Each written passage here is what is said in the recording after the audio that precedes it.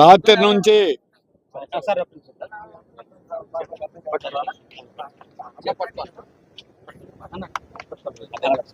Essentia ఫార్మాలో మృతి చెందిన శవాలు లోపల ఉన్నాయి. ఇంతవరకు కూడా ప్రభుత్వం అధికారికంగా నిర్ణయం చేసి ముఖ్యమంత్రి గారు ఇప్పుడు ప్రథమ హాస్పిటల్ మెడికవర్కి వచ్చినట్టు తెలిసింది. అక్కడ ప్రకటించాలి. ₹1 ముఖ్యమంత్రి ద్వారా ఇక్కడ సంబంధం లేనటువంటి వారు ఇక్కడికి వచ్చి ప్రకటించారు. అది చెల్లదు. ముఖ్యమంత్రి గారు ప్రకటించాలా. చెక్కులు ఇక్కడ ఇవ్వాలని గతంలో కూడా ఇవ్వడం జరిగింది. ఆ విధంగా ప్రభుత్వం ఇచ్చినప్పుడే బాధ్యతలు నమ్మడం లేదు. గతంలో కూడా ఎల్జీకి తర్వాత చనిపోయినటువంటి వారికి ఇప్పటికి కూడా ఇవ్వలేదు. అందుకని బాధ్యతలు ఎవరు నమ్మడం వల్ల. అలాగే ప్రభుత్వ ఉద్యోగం అనేటువంటి ప్రతి కుటుంబానికి ఇవ్వాలి. అట్లాగే ఆ కుటుంబంలో చదువుకునేటువంటి బిడ్డలుంటే ఆ చదివించేటువంటి బాధ్యత కూడా ప్రభుత్వం చేపట్టాలి.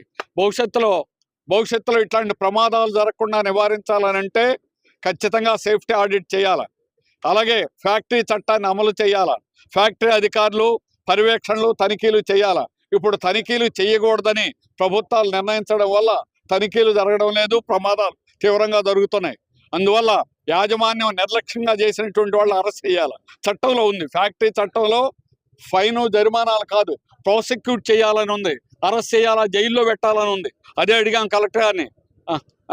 చూస్తాం పీనల్ యాక్షన్ అంటారు. పీనల్ అంటే డబ్బులు వేయడం.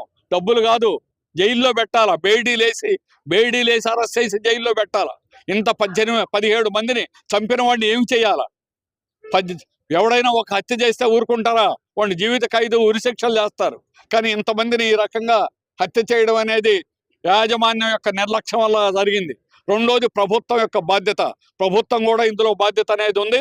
ప్రభుత్వం ఈజ్ ఆఫ్ డూయింగ్ బిజినెస్ అనే పేరుతో ఎవరిని యజమానులు ఏమనకూడదు. ఎల్జీలు ఎవడైతే తప్పుడు పని చేశాడో వాడిని తీసుకెళ్ళి ఇప్పుడు శ్రీ సిటీలో కంపెనీకి ఇచ్చారు. వాడికి శ్రీ సిటీలో కంపెనీ ఎల్జీ పాలిమర్స్ ఇక్కడ అన్ని రిపోర్ట్లు 6 కమిటీలు వేశారు. ప్రిన్సిపల్ సెక్రటరీతో సహా, హైకోర్టుతో సహా, సుప్రీంకోర్టుతో సహా అందరూ కూడా ఎల్జీ పార్లమెంట్ 86 నుంచి లైసెన్స్ లేకుండా 40 ఏళ్ళు అక్రమంగా తిప్పాడు, అన్ని రకాల తప్పులు చేశారు, నిర్లక్ష్యం చేశారని మళ్ళీ ఆ కంపెనీని సన్మానం చేసి శ్రీ సిటీలో అంటే కంపెనీ పెడితే చాలు, వాడు మనుషులను చంపినా ఏది చేసినా పర్వాలేదు. ఈ విధంగా ప్రభుత్వం యాజమాన్యం ఇద్దరి యొక్క నిర్లక్ష్యం ఉంది, ఇద్దరు బాధ్యత ఉంది. ఖచ్చితంగా వీళ్ళ మీద చర్య తీసుకోకపోతే ఖచ్చితంగా ప్రభుత్వం మీద కూడా పోట్లాడతాం.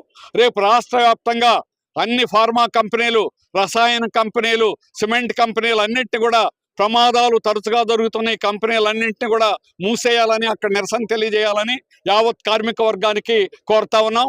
ప్రజలు వాళ్ళకి సంపూర్ణమైనటువంటి మద్దతు ఇవ్వాలని, చుట్టూ ఉన్నటువంటి ప్రాంతాల్లో నివాస ప్రాంతాల్లో ప్రజలు ప్రత్యక్షంగా ఇందులో పాల్గొని ప్రజలు కూడా మద్దతు ఇవ్వాలని కోరుతున్నాం. కంపెనీ దీని మీద ఏం బాధ్యత వహిస్తుంది? కంపెనీకి ఎటువంటి శిక్ష గవర్నమెంట్ తరఫున విధిస్తుంది? ఏమీ లేదంటే నేను ఒక బైక్ మీద వెళ్తాను, నాకు హెల్మెట్ లేకపోతే వెంటనే ఫోటో తీసి ఫైన్ వేస్తాడు. అలాంటిది కంపెనీ ఎంత పెద్ద తప్పు చేసింది, ఆడికి ఎటువంటి ఫైన్ వేస్తారు, ఎటువంటి శిక్ష వేస్తాడు? నా బ్రదర్ నేను కోల్పోయినట్టు నాకు ఆవేశం, బాధ. చిన్న పిల్లలకి 3 నెలల పాప ఉంది. ఇప్పుడు ఆ పాపకి ఏమైనా సమాధానం చెప్తాం చెప్పండి. వాళ్ళ ఆవిడికి చనిపోయిన భర్త, వాళ్ళ ఆవిడికి ఎంతవరకు ఆయన చనిపోయాడని తెలియదు. ఏమని చెప్తాం ఇంటికి వెళ్ళి? ఇప్పుడు మీరు చెప్పండి, మీరు ఒకసారి. అందుకే మేము మీడియా ద్వారా తెలియజేయండి, ఏమనగా బాధితులకి తగిన న్యాయం జరిగే వరకు మీరు కూడా పోరాడాలని మా తరపున మీ అందరికీ ధన్యవాదాలు తెలియజేస్తూ మనస్ఫూర్తిగా కోరుకుంటున్నాను. నా పేరు భాస్కర్ రావు, చనిపోయిన మా బ్రదరు, మాది పొందూరు. యాజమాన్యం యొక్క నిర్లక్ష్య ధోరణ వల్లే దాదాపు 18 మంది చనిపోయారు, 34 మంది క్షతగాతులయ్యారు. ఎంతమందికి దెబ్బలు తగాయి, ఎంతమంది చనిపోయారు అనేది కూడా రహస్యమైన నివేదిక పెట్టారు. రాత్రి 2:30 గంటలకి వాళ్ళు పోలీసుల ద్వారా బయటకు వచ్చింది. ఇంత నిగూఢంగా ఉంచాల్సిన అవసరం ఉంది. 1:30కి ప్రమాదం జరిగితే ఎవరైతే దెబ్బలు తగిలాయో, ఎవరైతే చనిపోయారో వాళ్ళ కుటుంబాలకి యాజమాన్యం కబురు పెట్టాలి. వాళ్ళు మీడియా ద్వారా తెలుసుకొని వస్తే కనీసం వాళ్ళు చెప్పే నాదుడే లేనిస్తే లేదు. అదే కాదు, దానికి సంబంధించిన దాంట్లో సమగ్రమైన నివేదిక రావాలి. సమగ్రమైన నివేదిక రాకపోతే మన అంతకుముందు తెలుసు, ఇక్కడున్న ఎల్జీ పాలిమర్స్లో జరిగింది. ఆ పక్కన బ్రాండెక్స్లో దాదాపు 350 మందికి కెమికల్స్ రియాక్షన్ అయ్యిందని చెప్పి నివేదిక తీసుకొచ్చారు. అలాగే నేషనల్ గ్రీన్ ట్రిబ్యునల్ ఒక తీర్పు ఇచ్చింది, ఎవరైతే మహిళలు ఉన్నారో నష్టపరిహారం ఇవ్వమని. దీనికి సంబంధించిన దానిలో కూడా సమగ్రమైన నివేదిక ఇచ్చి యాజమాన్యానికి ఖచ్చితంగా జైలుకు పంపించాలని సిపిఎం పార్టీ డిమాండ్ చేస్తుంది. రెండో అంశం, ₹1,00,00,000 ఇవ్వాలి. ఎవరైతే ఉన్నారో వాళ్ళు బాధితులు ఎవరైతే ఉన్నారో చనిపోయారో వాళ్ళు ₹1,00,00,000 ఇవ్వాలి. ఇప్పుడు వాళ్ళు చెప్తుంది ఏంటి, మేము ₹1,00,00,000 ఇస్తామని. మేము చెప్పదలుచుకుంది ఏంటంటే సీఎం గారే ఎవరైతే 17 మంది చనిపోయారో వాళ్ళ లిస్టులతో సహా ప్రకటించి వాళ్ళు ₹1,00,00,000 ఇస్తామని సీఎం గారు ప్రొసీడింగ్స్ ఇవ్వాలి.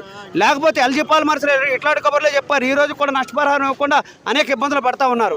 కాబట్టి ఇట్లాంటి దాంట్లో వచ్చేసరికి నష్టపరిహారంలో కూడా స్పష్టత ఉండాలి. అదే కాదు, క్షతగాతులు ఉన్నారు. ఆ క్షతగాతులకు సంబంధించిన దానిలో మెరుగైన వైద్యం ఇవ్వాల్సిన అవసరం ఉంది. నిన్న రాత్రి 1:30కి ఈ రాష్ట్ర హోమ్ మినిస్టర్ గారు ప్రకటించారు, ఎవరు యజమాని ఉన్నాడో మాకు తెలియట్లేదు, మేము ఫోన్ చేస్తే వాళ్ళు లిఫ్ట్ చేయట్లేదని. మరి ఈ ప్రభుత్వం మీద కనీసమైన బాధ్యత ఉందా అనేది నేను అడదలుచుకున్నా. అదే కాదు, ప్రమాదం జరిగిన తర్వాత కనీసం ఈ ప్రమాదం జరిగిందని చెప్పే నాదులు కూడా లేని స్థితి ఉంది. అంటే యాజమాన్యం ప్రభుత్వం రెండు కలిపి ఈరోజు ఎవరైతే కార్మికులు ఉన్నారో వాళ్ళకి అన్యాయం చేశారనేది స్పష్టంగా అర్థమవుతుంది.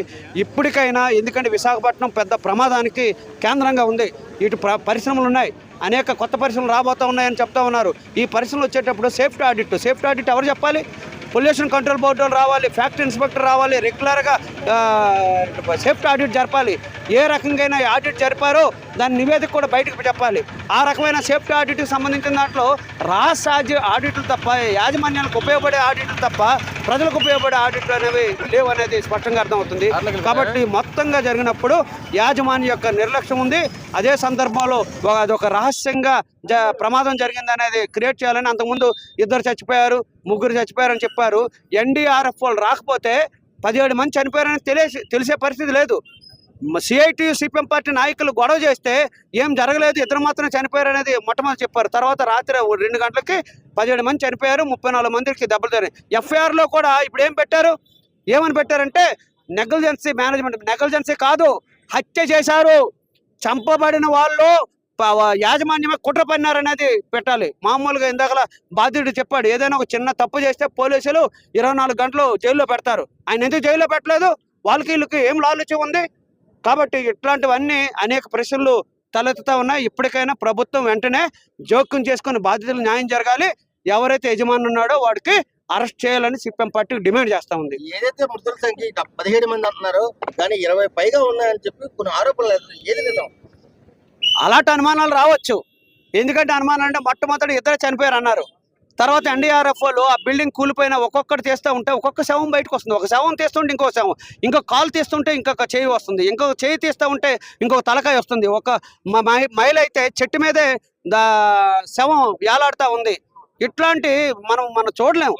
ఒకప్పుడు మనందరూ తెలుసు ఇలాంటి ప్రమాదాలు జరుగుతాయని అందని ప్రమాదాలు. ఇలాంటి ప్రమాదాలు జరిగేటప్పుడు ఎలా ఉండాలి? యాజమాన్యాలు కట్టుదిట్టమైన చర్యలు తీసుకోవాలి. ఒకళ్ళు చర్యలు తీసుకోకపోతే ఏం చేయాలి?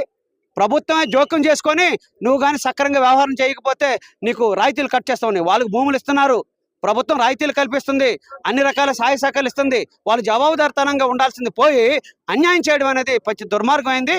ఇప్పటికైనా జిల్లా కలెక్టర్ గారు అట్లాగే పైనున్న అంటే ముఖ్యమంత్రి గారు జోక్యం చేసుకొని బాధితులు న్యాయం చేయకపోతే మాత్రం పెద్ద ఎత్తున ఉద్యమం నిర్వహిస్తామని ఈ సందర్భంగా తెలియజేస్తా ఉన్నాం. గత ప్రభుత్వంలో జరిగిన ఘటన సీజన్లో జరిగింది. నేడు ఇది తరచూ కంటిన్యూగా గత చాలా మంది మృతుల సంఖ్య బాధితులు అయితే వేరే ఊరి నుంచి వచ్చి పని చేస్తున్నారు. అక్కడ ఇన్సూరెన్స్ లేదు, అసలు ఏ విధమైన సౌకర్యాలు లేవు. ఘటన జరుగుతున్నాడు, సరైన వైద్యం అందరికీ కేవలం మృతులు చెందుతున్నారని చెప్పి ఒక ఆరోపణలు అయితే అనిపిస్తున్నాయి. ఖచ్చితంగాను ఒక ఎస్సీ జడ్డు వచ్చింది, ఒక ఫార్మా జడ్డు వచ్చింది. దాదాపు 2.5 లక్షల మంది కార్మికులు అక్కడ పనిచేస్తూ ఉన్నారు. సిఎస్ఆర్ ఫండ్స్ ఉన్నాయి. ఆ సిఎస్ఆర్ ఫండ్స్ ద్వారాగా హాస్పిటల్ కట్టించవచ్చు. నిన్న జరిగిన ప్రమాదంలో జరిగిన దాన్ని సరైన టైంకి వైద్యం అంది ఉంటే 5గురు బతుకుండేవాళ్ళు. అది అనకాపల్లి తీసుకొచ్చేసరికి 20 కిలోమీటర్లు రావాలి. అది విశాఖపట్నం తీసుకొచ్చేసరికి 60 కిలోమీటర్లు రావాలి. ఎందుకు అలా రావాలి? ఒకవైపున ఆ కంపెనీల దగ్గర నుండి అనేక ట్యాక్సులు తీసుకుంటుంది గవర్నమెంట్. ఈఎస్ఐ హాస్పిటల్ పెట్టేదానికి అవకాశం ఉంటుంది. లేదు అనుకుంటే సిఎస్ఆర్ ఫండ్స్ ఏవైతే ఉన్నాయో దానికి సూపర్ స్పెషాలిటీ హాస్పిటల్గా అభివృద్ధి చేసేదానికి అవకాశం ఉంది. ఆ డబ్బులన్నీ ఎవరు తీసుకెళ్తున్నారు? రాజకీయ నాయకులు తీసుకెళ్ళిపోతూ ఉన్నారు, కాంట్రాక్టులు తీసుకెళ్ళిపోతున్నారు, వివిధ అభివృద్ధి కార్యక్రమాలు తీసుకెళ్ళిపోతారు. ఆ రకం కాకుండా ఏవైతే ఫార్మా ఉందో, ఎస్సీజెడ్ ఉందో, కార్మికులకు సంబంధించిన దానిలో వైద్యం ఉందో ఆ వైద్యం అందుబాటులో రావాలి. లేకపోతే ఏదైనా పెద్ద ప్రమాదం జరిగింది అనుకోండి, ఎవరికి ఆశ్రయిస్తారు? ఇప్పుడు కాలు పోయినోడు, చేయి పోయినోడు రేపొద్దున ట్రీట్మెంట్ యాజమాన్యం చేతులు ఎత్తేస్తే ఎవడు అడిగేదానికి అవకాశం ఉంటుంది? అదే ప్రభుత్వ ఆసుపత్రి అనుకుంటే, అదే ఈఎస్ఐ ఆసుపత్రి అనుకుంటే తర్వాత ట్రీట్మెంట్కి కొనసాగించడానికి అవకాశం ఉంటుంది. అట్లాంటి ఒక దీర్ఘకాలిక లక్ష్యంతో ఈ ప్రభుత్వాలు పనిచేయాలి, యాజమాన్యాలు పనిచేయాలనేది సిపిఎం పార్టీ కోరుకుంటా ఉన్నాయి.